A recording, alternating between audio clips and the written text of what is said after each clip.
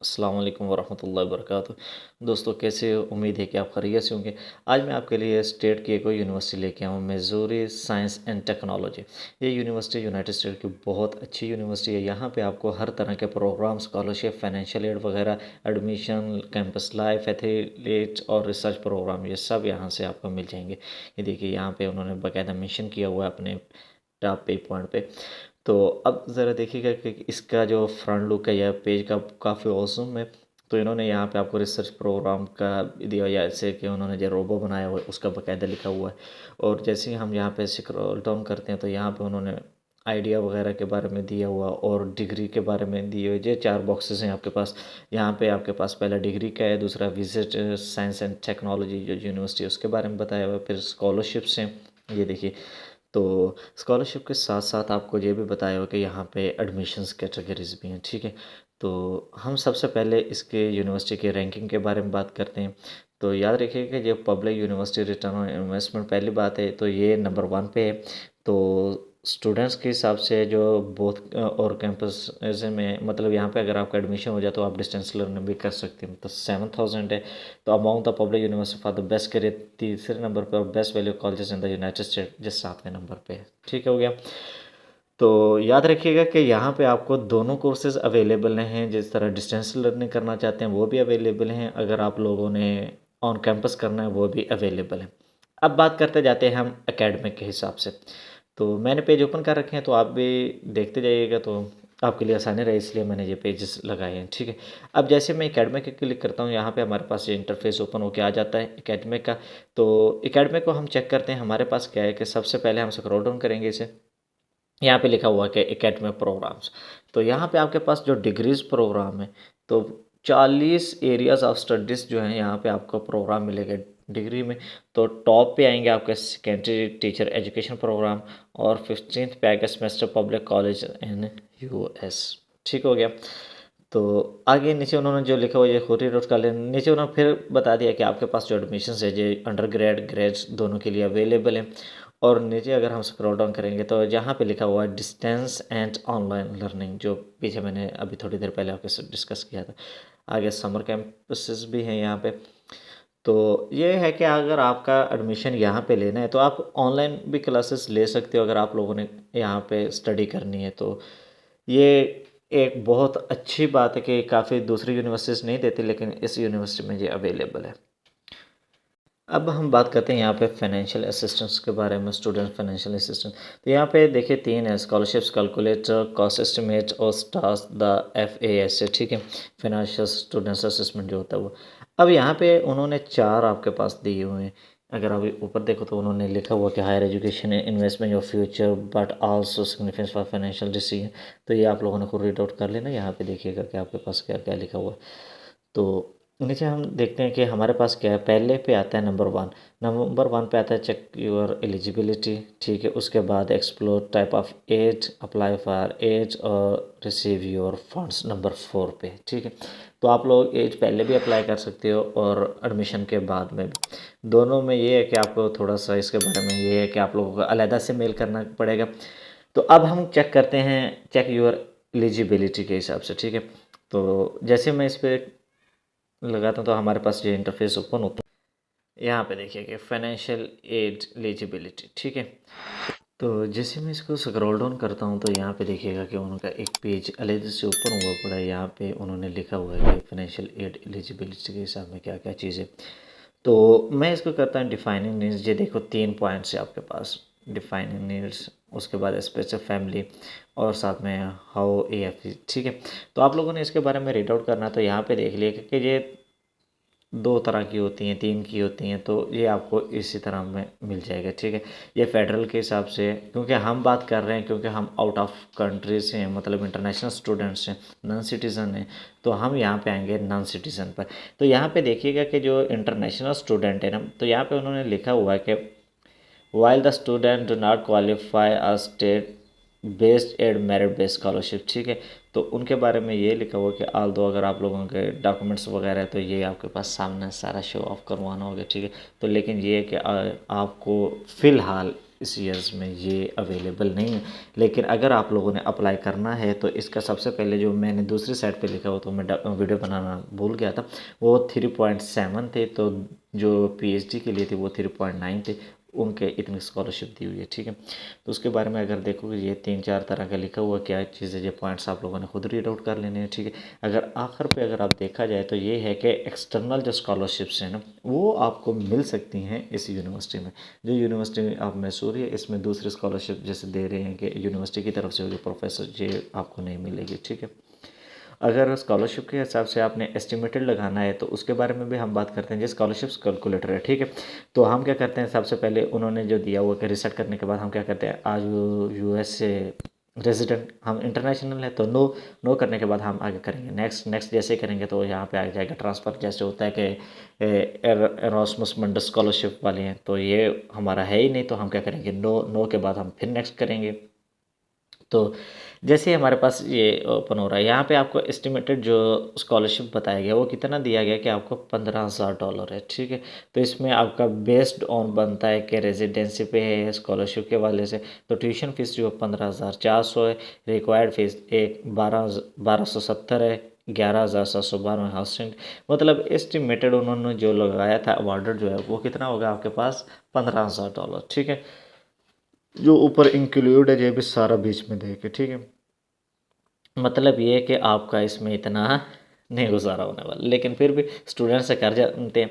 उसके बाद एक कंपिटेटिव स्कॉलरशिप, अगर दूसरी स्कॉलरशिप्स आपको मिल गई कंपिटेटिव स्कॉलरशिप, वो आपको मिलेगी $3,000। ठीक है, $3,000 अगर आपको मिल रही है, 15 और 3 18,000। ठीक है, उसके बाद में अगर आपने कोई और स्कॉलरशिप्स देखनी हो तो यहाँ पे आप लोग अप्लाई करके उस स्कॉलरशिप में जा सकते हैं। ठीक है, नेक्स्ट पे आता है स्टूडेंट फाइनेंशियल असिस्टेंट में कॉस्ट एस्टिमेटेड, जो हम कहते हैं कि हमने प्रोग्राम में लेना है तो उसके बारे में क्या है, तो ये आपके पास नेट प्राइस कैलकुलेटर है, ये आपको एस्टिमेट बता देगा कि आप लोगों ने कितना कितना स्कॉलरशिप्स लेना है। ठीक है, अब मिसाल के तौर पर हम यहाँ पे डिस्कस करते हैं फ्रेशमैन के हवाले से, तो ये देखिए मैसूरी, नॉन मैसूरी और इंटरनेशनल, तो ये रहा हमारे पास इंटरनेशनल के हिसाब से। इंटरनेशनल में सबसे पहले उन्होंने बता दिया कि ट्यूशन फ़ीस कितनी होगी पर ईयर, $30,400 आपके पास हो। उसके बाद स्टूडेंट फ़ीस जो है 1462। उसके बाद बुक्स एंड सप्लाइज़ वगैरह वो नियर इक्वल 900 हो गया। ये आपके पास personal expenses, transportation, living expenses, food and housing वगैरह, या कुल मिला के जो आपका बन गया। नीचे आपके पास हेल्थ इंश्योरेंस वगैरह भी 49,000, नियर इक्वल आपको $50,000 जो है ये आपका पर ईयर का है। ठीक है, ये जस्ट आपका इनिशियल्स में दे रहे हैं। और यहाँ पे जो है आपके पास ये जो क्रेडिट आवर होना चाहिए, ये है आपके पास 12 से 18 क्रेडिट आवर के लिए जो स्टूडेंट्स इंटरनेशनली आ रहे हैं उनकी ये कास्ट है। तो ये यूनिवर्सिटी ऑफ मैसूरी के लिए। और यहाँ पे ये आपका जो वीज़ा होगा वो F1 स्टूडेंट होगा या J1 रिसर्च प्रोग्राम वीज़ा, ये दोनों वीज़े होते हैं। ठीक है, उसके बाद आता है ट्रांसफ़र स्टूडेंट्स के लिए या फिर फिर जूनियर सीनियर इनके लिए, तो इनका भी हम चेक करते जाते हैं जिन्होंने एडमिशन लेना है।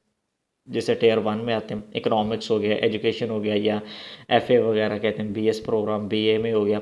तो यहाँ की सबसे पहले tuition fees 3,400, tuition fees student fees आपकी सेम रहेगी हर कोर्सेज में। ठीक है, यहाँ पे भी देखिए, तो जो होता है एमएस और पीएचडी उनके भी बता दें। यहाँ पे हमारे पास कितना बढ़ गया कि 50,617, नियर इक्वल 51,000। ठीक है, अब हम बात करते हैं बीएस जो आ गया इंफॉर्मेशन आईटी डिपार्टमेंट में। ठीक है, यहाँ पे हमारे पास 300-400 थे, अब यहाँ पे जो है हमारे पास, तो ये भी देख लीजिए कि इंजीनियरिंग की अलहदा यहाँ पे 52,617 जो आईटी डिपार्टमेंट वगैरह में। ठीक है, तो आगे बात करते जाए इंजीनियरिंग कोर वगैरह में, तो यहाँ पे अगर देखे जाए तो 54,617। ठीक है, तो ये आप लोगों ने यहाँ से फ़ीस वगैरह देखते जाना है जो आपके हिसाब से। अब हम बात करते जाते हैं ग्रेजुएट जो है ऑन कैंपस में। ठीक है, तो यहाँ पे इंटरनेशनल पे सिलेक्ट करते हैं तो नीचे लेके आते हैं ग्रेजुएट कौन से, एमफिल है, डी फिल है या डी है, तो इनका जो है 44,947, मतलब $45,000। ठीक है, तो ये है इनका पर ईयर के हिसाब से। तो यहाँ पे अगर बात करते जाए मैथ में टियर 2 के वाले में, तो वहाँ पे कितना होगा हमारे पास 46,000। और बात करते जाएँ लेबॉरेटरी साइंसेज में टियर 3 में, तो टियर 3 में यहाँ पे पीएचडी भी है, मास्टर साइंस में भी है, तो ये सारा आपके पास जो बनेगा यहाँ पे 26,000 tuition fees, book supplies, transportation सारा मिला के 48,000। मतलब कि टेयर तब्दील होते जाएंगे 1 में और 2 में और 3 में, और फीस मतलब क्या बढ़ती जाएगी। नेक्स्ट पे हमारे पास स्टूडेंट असिस्टेंट के हिसाब से एस्टिमेटेड कॉस्ट का भी बता दिया आपको। और यहाँ पे अब हम बात करते हैं कि अगर हमारे पास ये नहीं है तो हमने इसको किस तरह लेना है और इसको किस तरह अप्लाई करना है, तो उसके बारे में ये आपके सामने है। 24-25 में अभी उन्होंने क्या कहा कि दिसंबर 2023 तक, मतलब कि ये in future the will be reasons तो अक्टूबर डेट, ठीक है। अभी तक जो पीछे हैं 24 से 25 वाले, उनका अभी तक जो है ये अवेलेबल नहीं हुआ, ठीक है। अक्टूबर में अगर ओपन हो जाए, दिसंबर 2023 तक जो पीछे वाले आ रहे हैं उस बैच का नहीं हुआ, तो नेक्स्ट जो कमिंग है ये अक्टूबर को ओपन होगा, ठीक है। इसके लिए आपको 1 साल पहले से ही अप्लाई करना पड़ता है। तो ये जितने यूनाइटेड स्टेट की यूनिवर्सिटीज़ हैं इनका साल पहले ही अप्लाई करना पड़ता है। बाकियों का तो 6 माह लग ही जाता है, लेकिन इनका साल 1.5 साल पहले ही आता है। अब कॉलेजेस के बारे में देखें तो यहाँ पे हमारे पास कॉलेजेस है, college of arts science and education, ठीक है। पहला क्लियर हुआ। तो दूसरा कॉलेज अगर हम देखते जाएँ, यहाँ पे college of engineering and computing. तो यहाँ पे अगर आपने प्रोग्राम वगैरह देखने, दोनों सेट्स अवेलेबल हैं आपके। उसके बाद है innovation enterprise and economic development, ये भी कॉलेज है, ठीक है। तो जैसे हम स्क्रॉल डाउन करते जाएंगे हमारे पास हर तरह के कॉलेजेस वगैरह अवेलेबल हैं, ठीक है। इनके बाकायदा भी वेबसाइट्स दी हुई। अब यहाँ पे बात करते हैं, क्योंकि मैं चेक कर रहा था पहले से, तो इसलिए मैं आपको शुरू से भी दिखा देता हूँ कि ये जो हमारे पास है फ्यूचर में, ठीक है। तो फ्यूचर में आप लोगों ने क्या करना है, यहाँ पे इंटर होना है तो आप यहाँ पे देख सकते हैं कि फ्रेशमैन आ रहे हैं, इंटरनेशनल आ रहे हैं, ग्रेजुएट आ रहे हैं, ठीक है।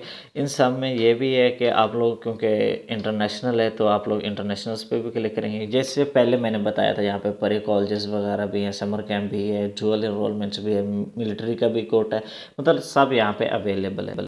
हम ठहरे इंटरनेशनल स्टूडेंट्स, तो हमने क्लिक किया इंटरनेशनल पे, तो हमारे पास ये पेज ओपन होके आ गया। तो यहाँ पे हमारे पास देखिए कि हम क्या करते हैं, स्क्रॉल डाउन करते हैं इसको। जैसे स्क्रॉल डाउन किया तो यहाँ पे आपके पास ओपन होके आ गया। तो ये देखिएगा कि यहाँ पे रिक्वायरमेंट्स वगैरह भी दिया, प्रोग्राम वगैरह भी है। तो आप यहाँ पे देख प्रोग्राम एंड रिक्वायरमेंट्स के हिसाब से academy master doctor of frequency और क्वेश्चन अप्लाई नो, मतलब यहाँ पे आप देख ले सकते हैं। यहाँ पे फाल का जो है ये 30 अप्रैल लास्ट डेट है, ठीक है। जो दूसरा है स्प्रिंग में ये 15 नवंबर है। टियर 3 प्रोग्राम जो है समर का वो 15 मार्च लास्ट डेट है। अभी ओपन है 15 नवंबर तक, तो आप लोग यहाँ पे अप्लाई कर सकते हैं। आपने क्या करना है, यहाँ पे अप्लाई ऑनलाइन पे करना है तो आप अप्लाई कर सकते हैं। सबसे पहले मैं इसके बारे में प्रोग्राम की चेकलिस्ट आपको दिखाता हूँ कि यहाँ पे क्या कौन कौन से कोर्सेज हैं।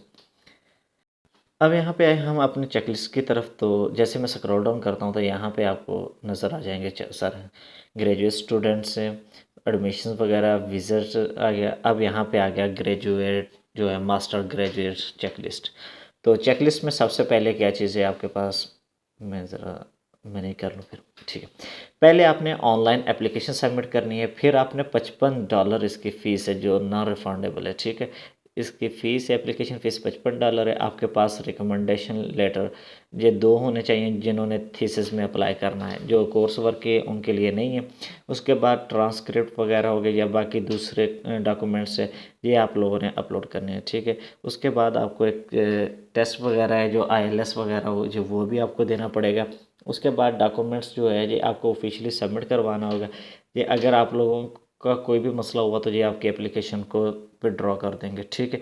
उसके बाद आप लोगों ने स्टेटमेंट ऑफ पर्पस जो है ये भी आप लोगों ने देना हो, पर्सनल स्टेटमेंट होगी या स्टेटमेंट ऑफ पर्पस कोई एक हो जाए, ये अपलोड करना है।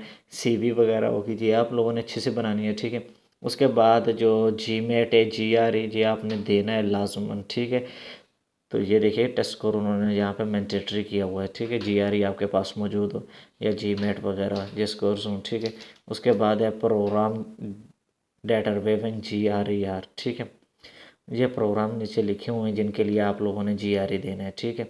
तो ये देखो उन्होंने बाकायदा जो स्कोर्स वगैरह के हिसाब से भी आपको मेंशन करके दिया हो, कोड कौन सा होना चाहिए और GMAT का कोड कौन सा है।